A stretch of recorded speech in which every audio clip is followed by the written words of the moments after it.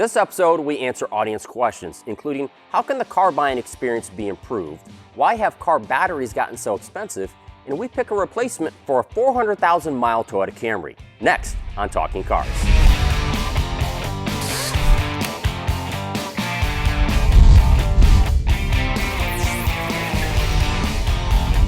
Hi everybody, welcome to another episode. I'm Mike Monticello. I'm Keith Barry. And I'm Jennifer Stockberger. And backed by popular demand, it's another All Questions episode. It's the craze that's sweeping the nation. All questions all the time. And some from Canada too. It's an international craze. Sure. Yeah.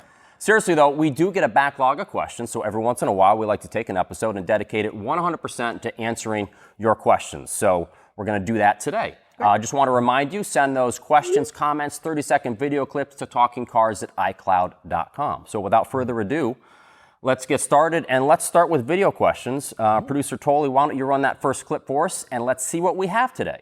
Recently, I had to replace a battery in my 2017 Elantra, and the total for that battery is like $230, I think, or it was like $250, something high like that. Why is it so much more expensive now than it was in the past? Another question I have is when I leave my USB cable plugged up or any of, my chargers plugged up to my car with it being off, is it still draining my battery or is it turned off? Okay, Jen, so what's going on here? Are batteries getting more expensive? They are, and it's a change in battery type. So what Malik is experiencing is this change to absorbed glass mat, AGM types of batteries. So the good thing is the expense doesn't come without some benefit. So what they are is a different type of lead acid battery that is better at repeated draining and charging and better supports all the draw, stop-start technology, electronic safety and convenience features, additional power outlets, etc. But they are, in our ratings, 40 to 100% more expensive than traditional lead-acid batteries. So it's a hard hit on the wallet. Newer vehicles are absolutely coming with them. We just updated battery ratings on consumerreports.org, and you see the top batteries in nearly all the sizes are in the $200 to $300 range, as Malik experienced it, and they are these AGM type, as they are coming on most new vehicles to support all this additional power. And so Malik was also wondering about, leaving things plugged in the car, how much that drains his battery. And, if you leave a USB cord plugged in and you have your phone plugged in, it is going to drain the battery for a little while, but modern cars only for a little while, and then eventually it'll shut off. And so, whether you have a phone plugged into that USB cord or not, or even just a USB cord on its own, it's not going to draw the battery at all. So that's not, if that's what's going on, that's not the problem. And even if it does, these AGM better support that discharge and give you longer life. So hopefully, Malik, you see some life out of your expense. Right. So. Now, you can't also, though, right? You can't swap out. If your car comes with an AGM, you can't put in lead acid or another type of battery. Right, so I was equating it to what we say about tires. Get the type your car came with. Right. I think the same applies to batteries. Can't save because a couple if it of bucks. needed that electrical support, it still needs that electrical support. Yeah. Okay. You don't want to go backwards to a traditional lead acid. All right, let's go to another video question. This one is from James. Let's take a look. My wife and I saw a commercial on TV the other day that said that 98% of Subarus were still on the road after 10 years. And I thought that was impressive, but then the more we thought about it, we wondered how many other car companies could say that. Anyway, what is the average lifespan of a car? Thanks so much. Bye. Okay, so what we think James is talking about here is an ad where Subaru says 96% of Subaru legacy vehicles sold in the last 10 years are still on the road today, and that number's based on U.S. vehicles in operation versus total new registrations. Right. And that seems like a really good number, and it is a good number. And what the takeaway really is that Subarus generally hold their value well. So then, because they hold their value, there's more incentive for an owner to spend some money to keep the car going, right? And that's part of the reason why you're seeing these big numbers. And also, generally, this means that 10-year-old Subarus haven't had a catastrophic engine or transmission failure. So again, because when you have that huge expense, that's when you're going to get rid of the car and maybe go to the junkyard at that point. So that's a good thing for Subaru. It means that they're holding up well. That's a big part of why that number is so huge. The other thing is that, keep in mind, the average age of a car on U.S. roads right now is 11.8 years. So most cars out there are almost 12 years old. Right. So there's a lot of older cars on the road. It's not just other Subarus. Companies used to use. I remember years ago, Toyota would say, 90% of Corollas sold since it was like sometime in the 90s are still on the road, and that was when they were really trying to push reliability there. Right. But I wish that they would. I wish they would have these for cars that are a little more obscure, so you can find out, 0.001% of Ford Pintos are still on the road. It's a great indicator of reliability. Yeah. It really is. Resale value. Can you find them used? And like you say, how many are still out there? It's a great indicator. Right. Yep. Okay, let's go to another video question. Hi, Consumer Reports. I wanted to share some highlights in the lifetime of my 1997 Toyota Camry and ask a question. I'm ready to purchase again. My idea is to get a hybrid. I want a compact or mid-size SUV that is all-wheel drive and has enough cargo space to transport 2 bicycles in it at times. I'm getting around 24 miles per gallon on the Camry now. Can any hybrid match the comfort and power that I've become accustomed to in the Camry? Thanks for all of your help and advice through many years.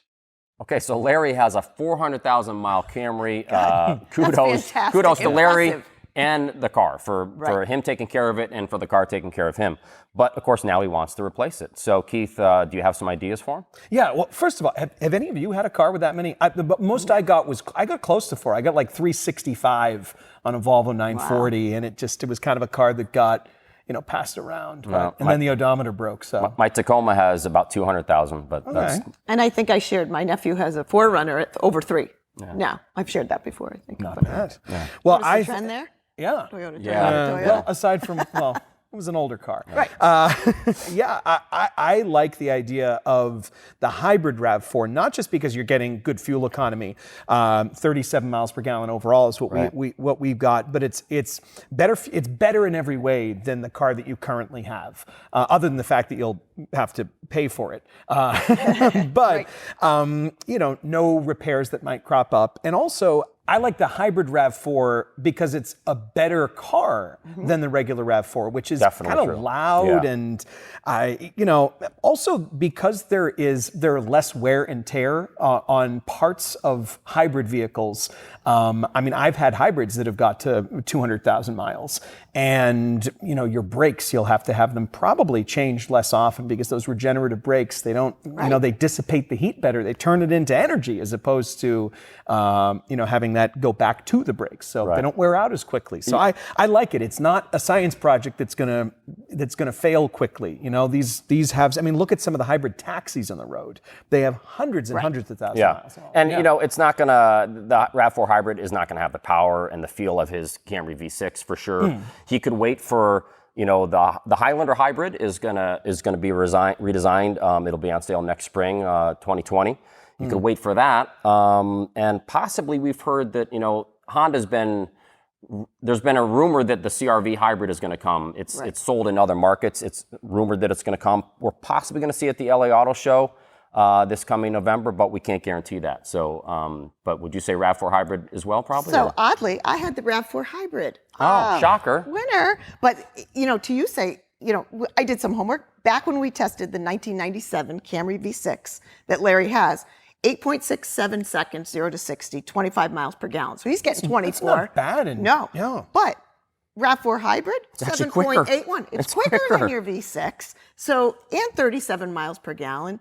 And I had exactly the same. RAV4 hybrid, if Larry can't fit the bikes, if it's not quite big enough, Highlander hybrid. Yeah, you can wait for the Highlander hybrid, right? Yep. Okay, so let's go to the next video question. Jeff in Ohio. Let's take a look.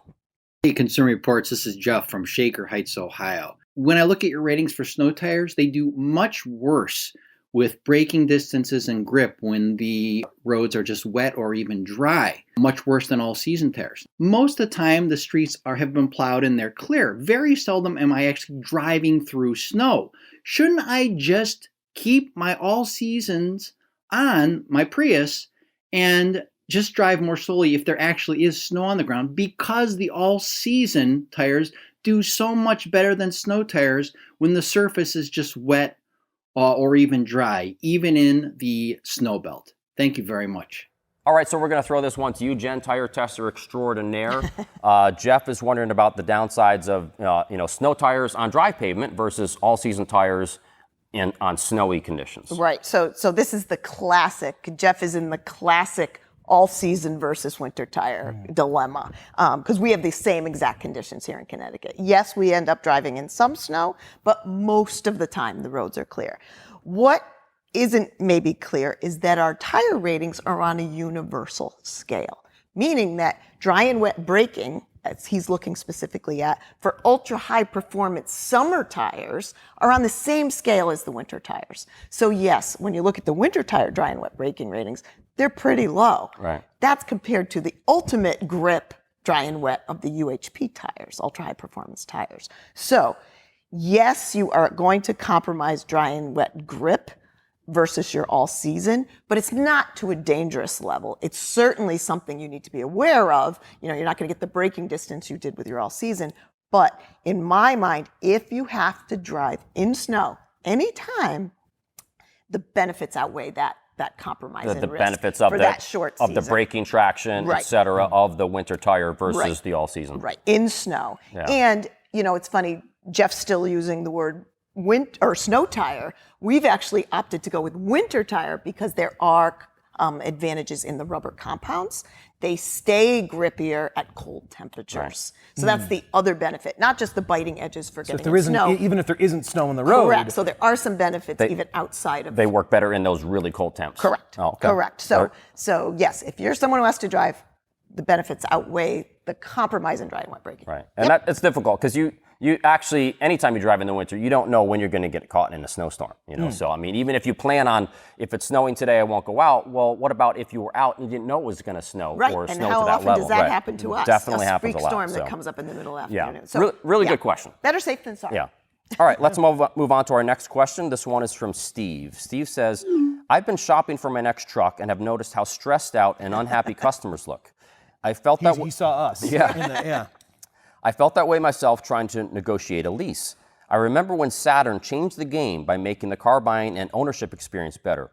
Why don't manufacturers put more effort into doing this as well? Keith, you've bought a lot of cars, so I'm going to throw this to you. But also, when you think about it, think about how easy it is to buy so many items these days. Except the one thing that has kind of remained the same is buying a car. Really hasn't changed that much in terms of the final process of going to the dealer and getting the car. Yeah, so a little backstory. Saturn, I'm sure most people remember, but they started off with this sort of no haggle idea, and it turned out they didn't make as much money. And people also expected to haggle because, you know, even nowadays, there are some places that have no haggle pricing, and you do tend to pay a little bit more than the people who haggle at haggle dealers. They're not going to give you the absolute lowest price.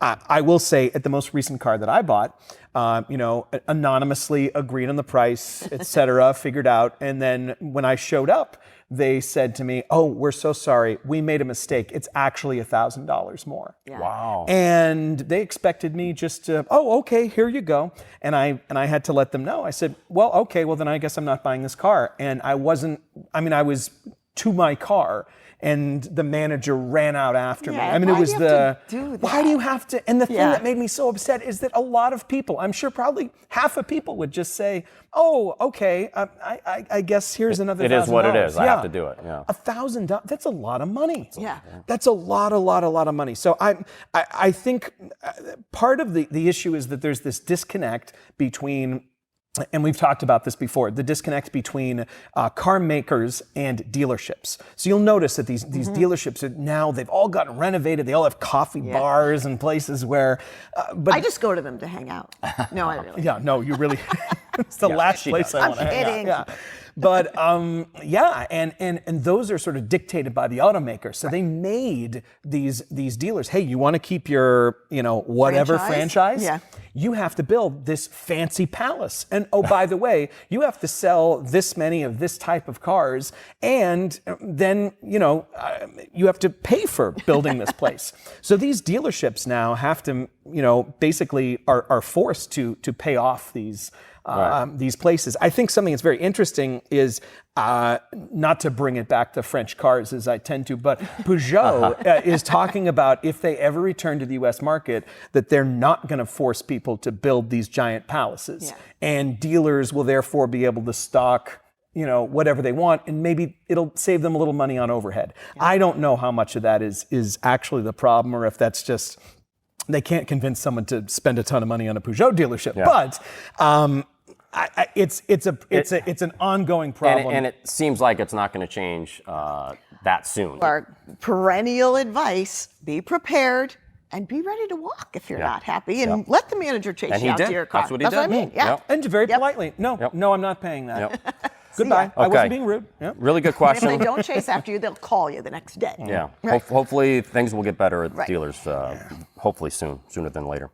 Okay. Next question is from JP. JP says, I have a 2017 Mercedes-Benz GLC with automatic emergency braking, and have long wondered if automatic emergency braking stops the vehicle even when I'm actively pressing the gas pedal. If I press the gas with Distronic Plus engaged, which is Mercedes' adaptive cruise control system, it displays that I'm overriding the system. I realize this is not AEB, but it uses related sensors. Just wondering if the gas pedal overrides AEB too. And so the way AEB is designed is that, and we know because we've tested these, if you're driving down the road and you're at steady state throttle, and say you're looking over here, and the first thing it's going to do is forward collision warning. It's going to warn you, and then if you don't react, it's going to slam on the brakes and try and stop the car before you hit whatever you're hitting. And in our testing, what we found is that if we keep steady state throttle heading toward our target car, collapsible car, the system will bring it to a stop, still with the same throttle amount. Okay. Full stop, and then after a few seconds, it will then let the car start going again. And the throttle, the tester never changed that throttle position. Right. So the point is, yes, if you're driving down the road with a regular amount of throttle, it will override that throttle and it will stop the car because that's what it's designed to do. Across multiple brands, right? Yeah. Now, every system works a little differently. These are made by suppliers typically, so every supplier does things slightly differently. There's different parameters. Some forward collision warning systems react sooner or than others. And I think forward collision warning and AEB, they're looking that you're still accelerating and they're going, hey, this car's coming, but you're still on the throttle. It's part of their logic. There's a whole lot of as opposed logic to involved if you're there. braking, they go, oh, you see it. We're not going to give you any warning or braking because you seem to be already reacting. I mean, there's a lot of thought. We talk about, is it reading the intent of the driver? If they're already on the brakes, you might not get the warning or the AEB. Right. So the point is, if you do have the gas on, it will override it if it feels it needs to because you're about to hit something. Yep. Okay. Next question is from Rick. Rick says, if I buy an electric car with 200 plus miles of range, will I have enough power to get home if I drive 15 miles to the airport and leave the car parked for 2 weeks?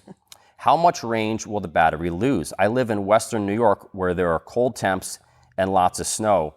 It's an SAT question. Yeah. Exactly. If the train is approaching no, just kidding. Does that make you nervous? Word problem? Oh my gosh, I'm terrible at any kind of math test. That's why we're writers. Yeah. That's why Jen's... We need at least one smart person here, so maybe next episode. No, seriously though. So this is a test that we haven't actually performed. Right. We haven't done the 2 week sitting out. Decay. It's likely that, especially with some of the earlier electric cars, you will end up with no battery range left. But some of the newer ones, BMW i3, Tesla, Hyundai Kona, Kia Niro, they have they either come standard or have available these battery heater systems. Right. So what these systems will do is, if you leave the car parked in cold weather, it will keep the battery. So electric car batteries are very sensitive to heat, both cold temps and hot temps. So they have these battery heaters and in some cases coolers to keep the battery within the range that it likes. So these battery heaters will use a little bit of range, a little bit of juice to keep the battery where it needs to be so it doesn't lose a ton of range. So you will lose a little bit over those 2 weeks, but you should still have more than enough to get home. Yep. In some cases, like Tesla has something called, it's called a deep sleep mode. And what this does is it actually, if the car has been off for too long, it will turn the car completely off. And then it uses no battery whatsoever. The downside there being when you get back in the car after it's in that deep sleep mode, it's going to take a few minutes. You won't be able to just drive off. It goes into hibernation. Yeah, basically.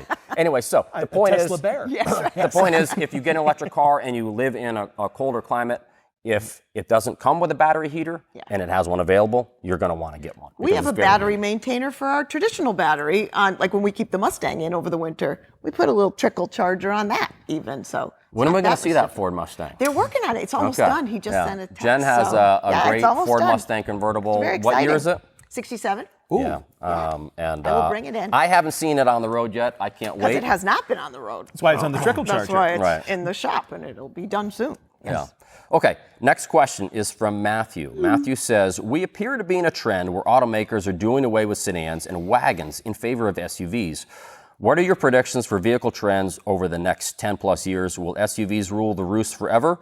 Or could there be a shift back to sedans and wagons? I just fear that buyers who want an economical sedan will have little to no options and be priced out of the SUV market. All right, guys, what do you think?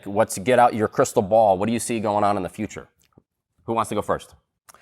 I have feelings about this. I have feelings too. Ooh, We'll let Keith go first. Oh, okay. You can prove me wrong. No.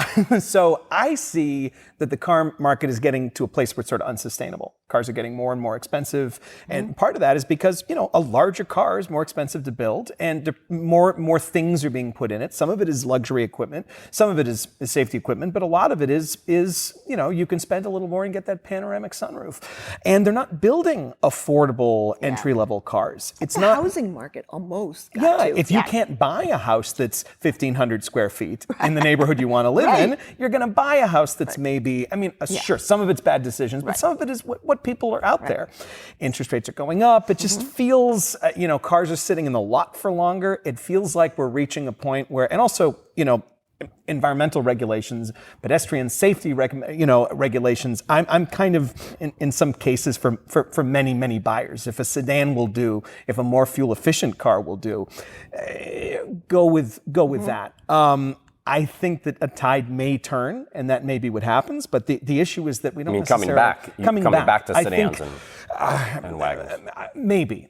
I think so, or at least sort of smaller crossovers, the more affordable, the Hyundai Venues, the Kia Souls, that sort of car might take over versus the three-row. What do you think? What do you see, Jen? So my thought was emotion too, but what is it we're really longing for? Is it nostalgia or is it function?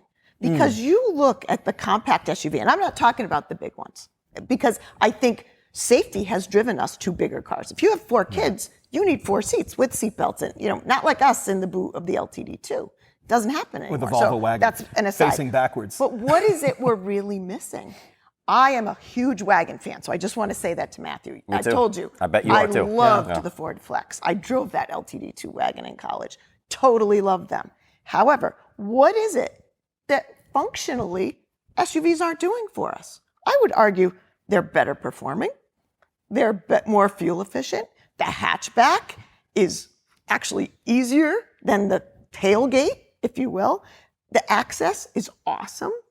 I would argue that the shape of the current SUVs is a problem, a limitation versus the squarer wagon. I go back to my love of the Ford Flex, but are we really missing anything with compact SUVs?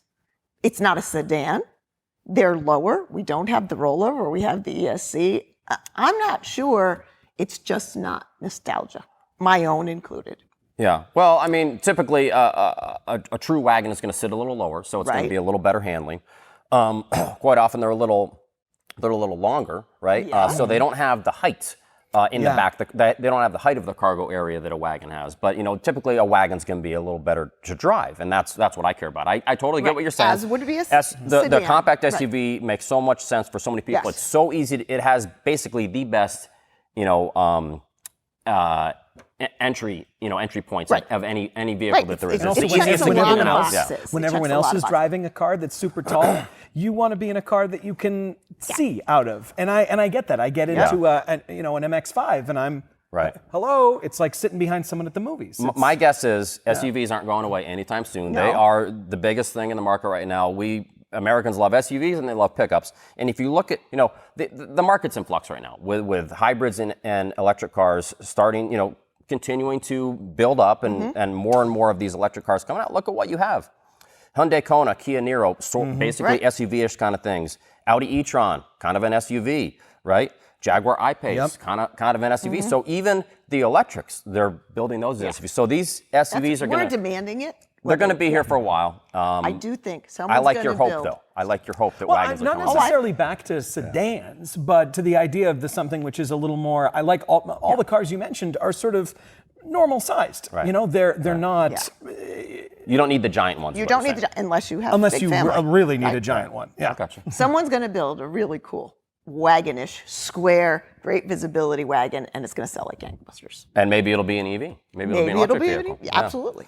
All right, next question is from Patrick. Patrick says, I have a 2018 Subaru Crosstrek with a 6-speed manual. Save the manuals. People are going to get so tired of me saying that.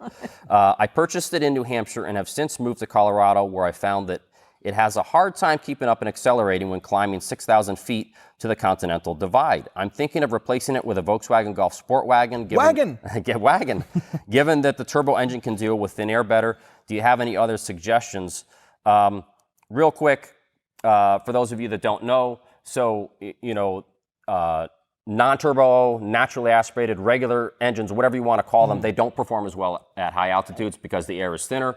The engine's getting less air. Engines, have, it's an air, fuel, and spark mix, and so those engines lose some power, and that's what's happening with this Crosstrek. So turbo engines perform much better. They lose barely any power at all at these higher altitudes. So first of all, I'd say go for that Golf Sport Wagon. But also another thing you could think about would be maybe a Mini Cooper Countryman, which also comes with 3-cylinder and 4-cylinder turbos. Would be it's kind of like a tall wagon. Also, you can get both of those cars with a 6-speed manual. But you should get get it right away if you're going to get sport- the sport wagon because production ends end of this year. which is a crying shame. Yeah. But hey, nostalgia. Did this question make you think of our adventure? We didn't tell you. Oh yeah, Jen and I just last Jen and I Monday, had an adventure. We had an adventure and we climbed. You didn't invite me, is what no, you're trying you to weren't say. here. You weren't here. But Oh.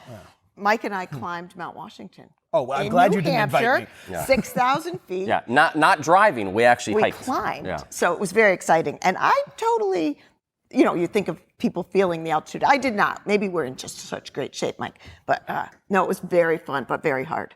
You can get the bumper sticker, not for your car. I got Mike a got a shirt. shirt, I yes. got a. It says this body climbed Mount Washington. Now normally the bumper stickers say this car climbed Mount Washington. But after that, another colleague drove up and they were saying, they had posted on Facebook, like, I'm very stressful. It was very stressful on their car, both going up It's steep. and coming down It's because you're steep. just on the brakes. It's So real it was steep. very cool. It was a cool adventure. One more question. Let's look at Guillermo's question. Guillermo says, I just moved and now my daily commute is 35 to 40 minutes long on some traffic-free winding roads. I'm looking for a fun, responsive car that's safe, reliable, has at least 4 seats, and has good fuel economy. No SUVs, he says. Yep.